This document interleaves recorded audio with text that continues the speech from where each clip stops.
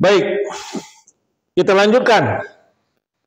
Coba buka surat Al-Kahfi ayat 109.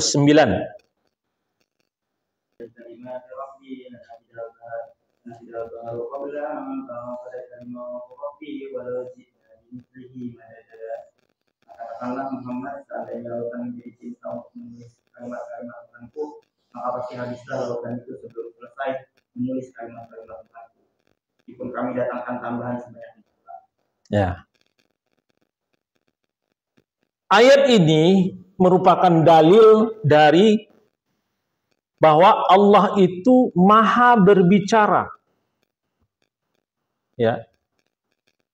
Bahwa Allah itu punya sifat mutakallim, al-mutakallim.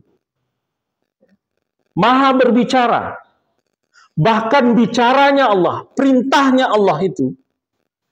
Kalau Allah katakan di dalam Al-Quran sendiri dikatakan oleh Allah, kalaulah lautan seluruh bumi ini dijadikan tinta, maka tidak cukup untuk menuliskan kalimat-kalimat Tuhanku.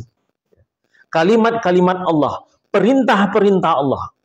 Sungguh habislah lautan itu sebelum habis ditulis kalimat-kalimat Tuhanku. Meskipun kami datangkan tambahan sebanyak itu lagi. Artinya apa? Laut itu definite, terbatas. Ya, seberapa banyak air yang ada di lautan, jangan dipikir dia tidak punya batas. Ya. Kemudian ditambahin sebanyak itu lagi, ada kuantitinya. Wallahu alam kuantitinya berapa? Hanya Allah yang tahu. Ya, nggak bisa dihitung. Tetapi sebenarnya dia terbatas. Itu pun tidak mampu menuliskan kalimat-kalimat Allah. Artinya apa? Kalimat Allah itu tidak terbatas. Ya. Kalau laut itu makhluk atau bukan? Makhluk. Ya. Laut itu makhluk. Ciptaan Allah. Maka firman Allah itu bukanlah ciptaan Allah. Tetapi firman itu adalah kalimat-kalimat Allah. Kalimat-kalimat Allah. Itu firman. Baik, dalilnya cukup itu saja, ya. Banyak banget dalilnya, ya, banyak banget. Saya hanya ambilkan beberapa dalil saja, ya. Karena kita tidak membahas tentang dalilnya sekarang, ya. Tapi kita membahas tentang tauhidnya, message yang disampaikan di dalam dalil-dalil tersebut. Banyak kalau kita mau satu persatu, ya. Banyak sekali dan mungkin kita nggak cukup waktunya. Pertanyaannya adalah, kenapa penting banget sih perbedaan itu? Kenapa kok penting banget mengatakan atau membuktikan bahwa firman Allah itu adalah makhluk atau kalamullah? Kok dua-duanya sama-sama Allah yang punya? Dua-duanya sama Allah. Dua-duanya atas kekuasaan Allah. Tapi sudah banyak ulama yang jadi korban karena perbedaan pandangan ini. Banyak ulama-ulama salaf, ulama-ulama terdahulu menjadi korban dengan perbedaan pendapat ini tentang masalah ini. Tentang apakah Al-Quran itu kalamullah atau Al-Quran itu makhluk Allah. Saya ingin kita paham, ya, kenapa masalah ini menjadi masalah yang sangat penting. Ya. Baik, Bapak-Bapak yang dimuliakan oleh Allah. Pernah dengar konsep Trinitas? Ya, Trinitas, ya. Trinitas ini, ya, asal muasalnya adalah menggabungkan antara makhluk Allah dengan kalamullah. Menyebutkan atau mencampur adukkan antara firman Allah dengan makhluk Allah, ya. menyatukan antara ciptaan dan kalam Tuhan, yang akhirnya Tuhan itu menjadi satu di dalam yang tiga. Jadi Isa, atau mereka sebut Yesus, ya, bagi teman-teman kita di Nasrani, Yesus atau Isa itu adalah ciptaan Allah, ya kan? Ciptaan Allah. Kemudian ada yang mereka sebut dengan Ruhul Kudus. Ruhul Kudus itu adalah Jibril, firman Tuhan, ya, firman Allah. Apa-apa yang disampaikan kepada Isa melewati Jibril,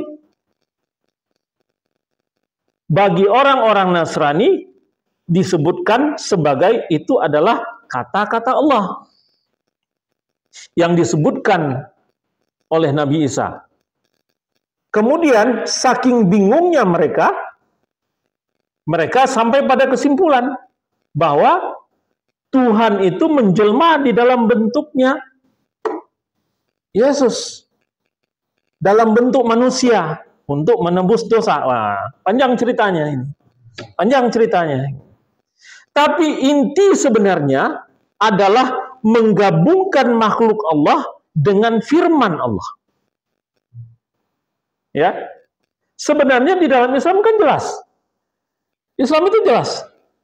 Mana yang Rasulullah, mana yang firman Allah, ya. Mana yang Rasulullah, mana yang firman Allah, mana yang Allah, jelas. Dalam Islam jelas. Tapi karena penggabungan menyatakan bahwa firman Allah itu adalah makhluk, makhluk ini adalah dalam kasus ini adalah Yesus, maka menjadi pabeliat, menjadi rancu, ya, menjadi rancu, menjadi kacau. Saking kacaunya tidak bisa dibedakan mana yang firman Allah dan mana yang makhluk Allah, maka akhirnya digabung tiga-tiganya menjadi satu. Inilah konsep Trinitas. Tuhan itu adalah satu dalam tiga, tiga dalam satu. Tiga nggak sama dengan satu. Digabungnya semua antara makhluk, firman, dan Tuhan itu sendiri menjadi satu. Jadi sebelum Rasulullah membawa atau Allah mewahyukan Al-Quran kepada Rasulullah, kasus ini sudah ada. Kan Islam itu bukan hanya dibawa oleh Rasulullah saja. Dari zaman Nabi Adam, dari zaman Ibrahim, Daud, Musa, dan seterusnya, itu menyatakan adalah Allah itu wahid. Allah itu esa, mengesakan Allah. Tetapi bagi Nasrani itu yang diputar balik. Makanya di dalam Islam itu tegas-tegas, jelas-jelas mengatakan bahwa ini makhluk, ini firman. Karena kalau begitu ini tercampur, terbalik-balik mana firman, mana kalamullah, maka ujungnya nanti adalah seperti Trinitas.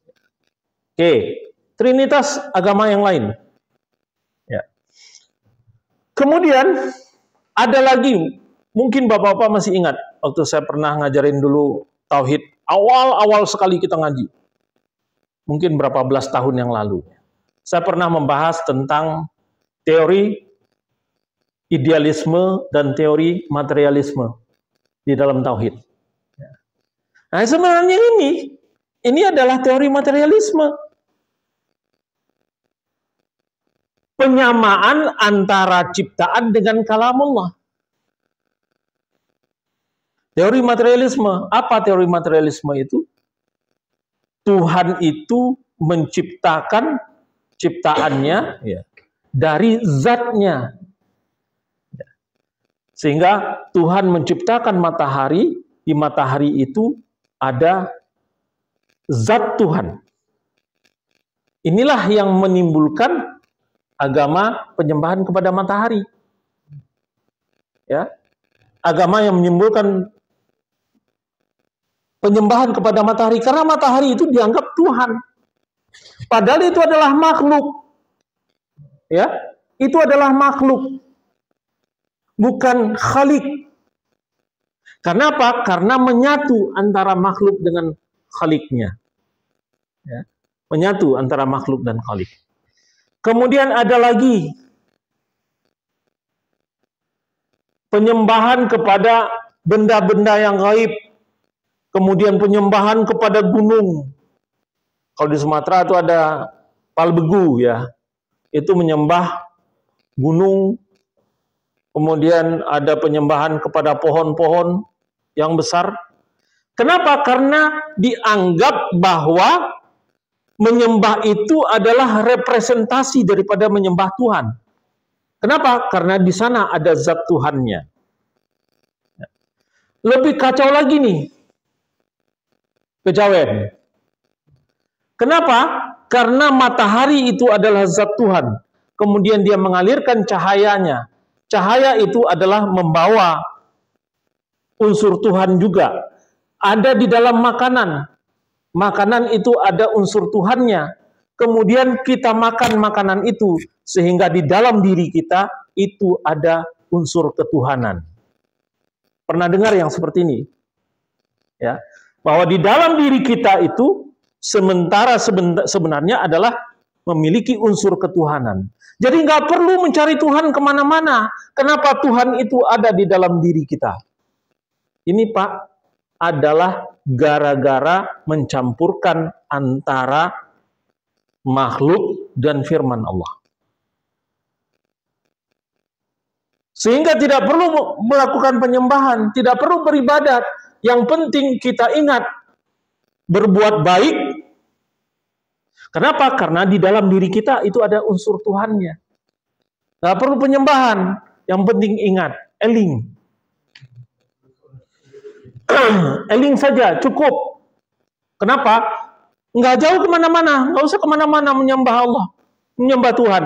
Karena di dalam diri manusia, di dalam setiap diri manusia, itu ada Tuhannya. Nah, ini yang sudah masuk kepada filsafat kebablasan, ya. Filsafat yang menyesatkan. Kemudian pakai lagi, ada lagi ayatnya. Sesungguhnya Allah itu dekat, lebih dekat daripada urat lehermu. Nah, iya kan? Berarti ada Tuhan di dalam, ada Allah di dalam.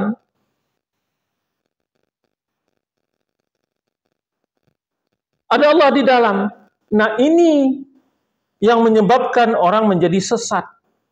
Jadi pengertian yang sederhana yang selama ini mungkin kita pikirkan, nggak begitulah penting itu. Ya.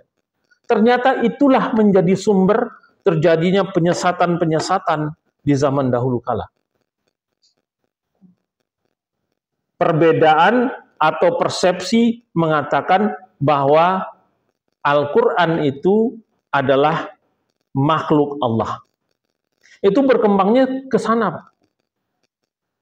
Saya dulu juga berpikir, kenapa sih kok hal yang sepele ini jadi persoalan besar banget antara Al-Quran itu makhluk atau Al-Quran itu firman Allah, wahyu Allah. Itu sama-sama Allah yang punya. Tetapi setelah kita mempelajari, ternyata implikasinya luar biasa. Implikasinya luar biasa. Terjadi penyesatan yang luar biasa di dalam masalah ini.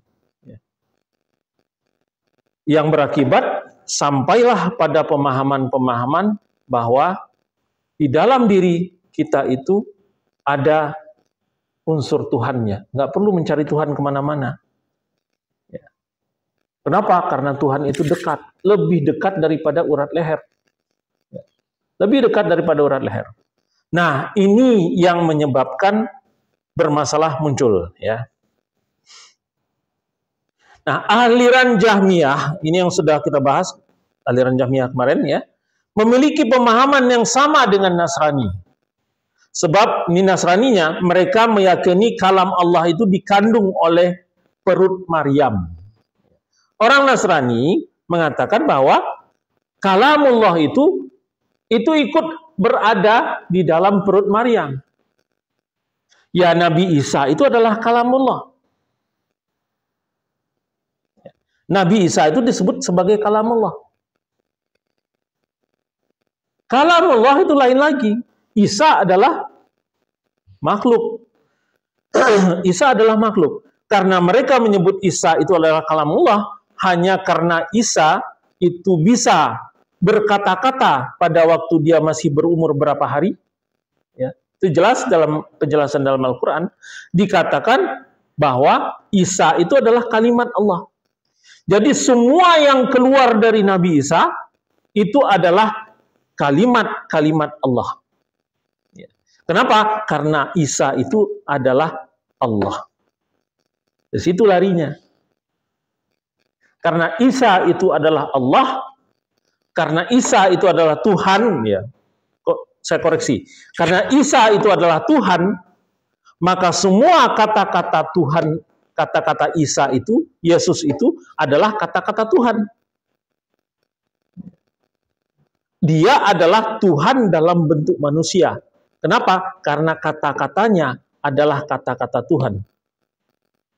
Inilah yang menyebabkan timbulnya Trinitas itu. Di dalam pemahaman Jahmiyah juga firman Allah adalah makhluk yang menitis pada pohon, sehingga pohon memiliki kandungan kalam Allah juga. Jadi inilah yang melatar belakangi orang-orang yang mengkeramatkan pohon, yang mengkeramatkan atau menyembah kepada pohon. Agama-agama animisme menyembah kepada gunung, dia lihat gunung itu kokoh dan banyak dan besar, sehingga unsur Tuhannya juga pasti besar. Kenapa? Tiap hari disinari matahari. Matahari itu adalah zat Allah, zat Tuhan, zat Tuhan. Ini permasalahan tentang penciptaan dan kalam Allah, ya.